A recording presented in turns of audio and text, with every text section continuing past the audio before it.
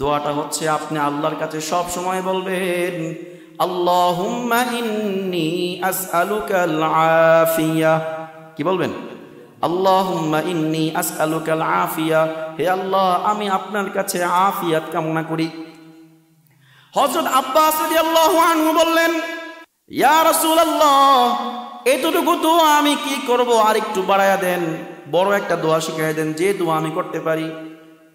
তখন আল্লাহর নবী সাল্লাল্লাহু আলাইহি ওয়াসাল্লাম বললেন, বড় দোয়া যে আপনাকে শিখাই দিব, বড় দোয়ার প্রয়োজন নাই, আমি যেটা শিখাইছি আপনি সেটাই কইরেন। আল্লাহুম্মা ইন্নী আসআলুকাল আফিয়া, শুধু আফিয়াতটা কামনা কইরেন, আর কিছু লাগবে না। কারণ শব্দ কম কিন্তু এর মধ্যে অর্থের অভাব নাই। আফিয়াত মানে আপনি কোনো বিপদে পড়ে গেছেন, বিপদ থেকে আপনি মুক্তি পেয়ে গেলেন, এটা হচ্ছে আপনি আল্লাহর কাছে আফিয়াত কামনা করেছেন, আফিয়াত পেয়ে গেছেন। আপনার ঘরের মধ্যে সংসারে বরকত হইছে, আপনার আফিয়াত আইসা পড়ছে। আপনার সন্তানাদি চাকরি বাকরি পেয়ে গেছে, আপনার আফিয়াত আইসা গেছে। আপনি সকল প্রকার আল্লাহর হুকুমগুলো পালন করতে পারতেছেন, দুনিয়াতে সচ্ছল অবস্থায় আছেন, সবগুলা হচ্ছে আফিয়া। আল্লাহর নবী সাল্লাল্লাহু আলাইহি ওয়াসাল্লাম অল্প কিছু শব্দ শিখিয়ে দিয়েছেন, কিন্তু তার মধ্যে অর্থের কি অভাব আছে নাকি? অর্থ অভাব নাই, এটাকে বলা হয় জাওয়ামিউল কালিম। এজন্য আল্লাহর নবী বলেছেন, আল্লাহ তাআলা আমাকে 6 জিনিসের মাধ্যমে শ্রেষ্ঠত্ব দান করেছেন, তার মধ্যে 1 নাম্বার হচ্ছে জাওয়ামিউল কালিম, আল্লাহ তাআলা আমাকে দান করেছে। 2 নাম্বার ওয়ানুসিরতু বিররুবি, আল্লাহর নবীকে আল্লাহ তাআলা 2 নাম্বার যেই মর্যাদা দান করেছেন, শ্রেষ্ঠত্ব দান করেছেন, সেটা হচ্ছে আল্লাহর নবীর নাম যদি কোনো কাফের, কোনো খোদাদ্রোহী, ইসলামদ্রোহী, নবীদ্রোহী কোনো কাফের আল্লাহর নবীর নাম শুনলে 1 মাইল এমনকি 1 মাসের দূরত্বের পথ থেকেও যদি আল্লাহর নবীর নাম শুনতো, তখন কাফেররা থর থর করে কাঁপতো। এটা দান করেছিলেন আল্লাহর নবীকে। 3 নাম্বার ওয়া উহিল্লাত লিয়াল গনাইম, আল্লাহর নবী বলেন আমার জন্য আল্লাহ তাআলা গনিমতের মালগুলোকে হালাল করে দিয়েছেন। গনিমতের মাল মানে যুদ্ধের পর যেই কাফেরদের পক্ষ থেকে সম্পদ অর্জন হয়, এটাকে বলা হয় গনিমতের মাল। আল্লাহ তাআলা বলেন আমার জন্য আল্লাহ তাআলা গনিমতের মাল হালাল করে দিয়েছে। অন্য কোন নবীর জন্য এই গনিমতের মাল হালাল ছিল না, শুধুমাত্র আমাদের নবীর জন্য এই গনিমতের মাল হালাল হয়ে গেছে। তার মানে অন্যান্য সকল নবীর উপর আমাদের নবীকে শ্রেষ্ঠত্ব দিয়েছেন 3 নাম্বার এই মাধ্যমে। 4 নাম্বার হচ্ছে আল্লাহর নবী বলেন ওয়াজুইলাত লিয়াল আরদু মাসজিদান ওয়া তাহুরান, আল্লাহ তাআলা আমার জন্য গোটা পৃথিবীটাকে মসজিদ আর পবিত্র বানিয়ে দিয়েছেন। আপনি যদি মসজিদে আসতে না পারেন, খেতে খামারে আছেন, সেখানে চাইলে সেখানে নামাজ পড়লো আল্লাহ তাআলা আপনার নামাজ কবুল করে নেবেন। কিন্তু আমাদের নবীর আগের জামানাতে এই সিস্টেম ছিল না। নামাজ পড়তে হইলে অবশ্যই মসজিদে আসতে হতো, মসজিদে না আসলে নামাজ হইতো না। কিন্তু আমাদের এই উম্মতের জন্য আল্লাহ তাআলা এই সুযোগটা দিয়েছেন, যাও তোমরা যদি খেতে খামারে থাকো, সেখানে নামাজ পড়লেও আল্লাহ তাআলা সেই নামাজ কবুল করে নিবেন। কোন ব্যক্তি বিমানে আছে, বিমানে থেকে আল্লাহর কাছে নামাজ আদায় করলো, সেই নামাজটাও আল্লাহ কবুল করে নেবেন। পবিত্র স্থান যেই কোনো জায়গায় হোক, নয় নৌকার মধ্যে কেউ নামাজ পড়তেছে, সেই নামাজটা কবুল করবেন কে? এমনকি মরুভূমির মধ্যে যায় নামাজ বিছিয়ে নামাজ আদায় করা শুরু করলো, কবুল করবেন কে? পবিত্র জায়গা, পৃথিবীর সব জায়গাতে নামাজ আদায় করলে আল্লাহ তাআলা কবুল করবেন। এই যে সুযোগটা, এই সুযোগটা কার মাধ্যমে আমরা পেয়েছি? নবীর মাধ্যমে। কার মাধ্যমে?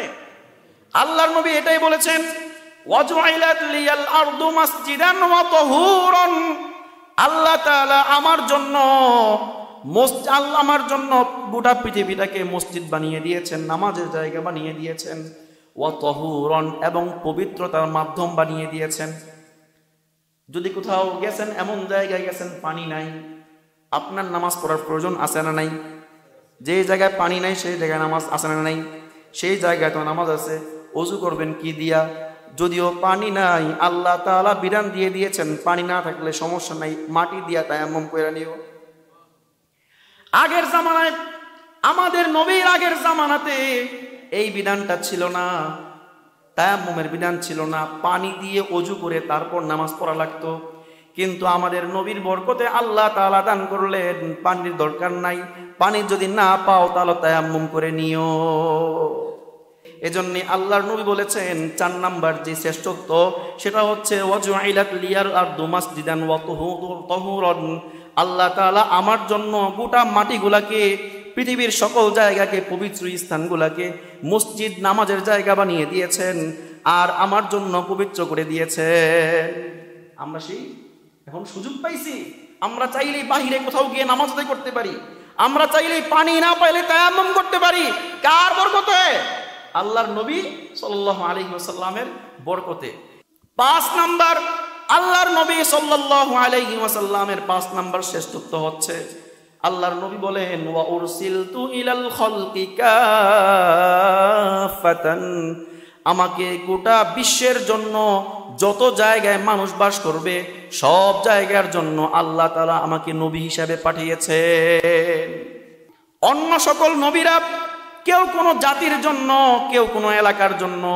মুসা আলাইহিস সালাম আসছেন বনি ইসরাইল জাতির জন্য, হযরত শুআয়ব আলাইহিস সালামকে মাদায়েন এলাকার জন্য, এমনকি ঈসা আলাইহিস সালামকেও বনি ইসরাইল জাতির জন্য পাঠানো হয়েছে। কিন্তু আমাদের নবী একমাত্র নবী যেই নবীকে গোটা বিশ্বের জন্য নবী হিসেবে পাঠানো হয়েছে। শ্রেষ্ঠত্ব। আল্লাহর নবী আরো বলেন 6 নাম্বার শ্রেষ্ঠত্বের কথা। আল্লাহর নবী বলেন ওয়া খুতিমা বিয়ান নাবিয়ুন। আমার মাধ্যমে নবীগণের দরজা আল্লাহ তাআলা বন্ধ করে দিয়েছেন। আল্লাহর নবীর পর কি আর কোন নবী আসবে? আল্লাহর নবী বলেন আনা খাতামুন নাবিয়িন। আমি হলাম শেষ নবী, আমার পরে আর কোন নবী নাই। লা নাবিয়্যা বাদি। আমার পরে আর কোন নবী নাই। আমার নবীর পরে আর কোন নবী আছে? নবীর পরে আর কোন নবী আছে? গোলাম আহমদ কাদিয়ানী যে নবী দাবি করেছে সে কি আসলেই নবী? গোলাম আহমদ কাদিয়ানী নবী দাবি করেছে। আল্লাহর নবীর জামানাতে আসওয়াদ আনাসি, আল্লাহর নবীর জামানাতে মুসাইলামাতুল কাজ্জাব, তারা নবী দাবি করেছিল। আল্লাহর নবীর সাহাবীরা আবু বকর রাদিয়াল্লাহু আনহু, ওমর রাদিয়াল্লাহু আনহু সহ সকল সাহাবীরা তাদের বিরুদ্ধে যুদ্ধের ডাক দিয়েছেন। আজ আমার বাংলাদেশে গোলাম আহমদ কাদিয়ানী কাফের, সে নবী দাবি করছে। সেই নবী দাবির পরও তার অনুসারীরা বাংলাদেশের জমিনে তার ধর্ম প্রচার করতেছে। এটা কি সুযোগ দেওয়া যাবে? সুযোগ দেওয়া যাবে? আমরা একটা ঘোষণা দেই, তারা যদি ধর্ম প্রচার করতে, ইসলাম ধর্মের প্রচার করতে পারবে না। যারা কাফের তারা কাফের, যারা মুসলিম তারা মুসলিম। কোন কাফের কোন মুসলিমের নাম বেচে নাম দিয়ে চলতে পারবে না। গোলাম আহমদ কাদিয়ানী, আমার নবী বলেছেন আমার পর আর কোন নবী নাই। গোলাম আহমদ কাদিয়ানী বলতেছে মুহাম্মদের পর আমি নবী। সুতরাং এই গোলাম আহমদ কাদিয়ানীর অনুসারী যারা আছে সবাই কাফের, একটাও মুমিন না। কথা বলেন ঠিক কিনা?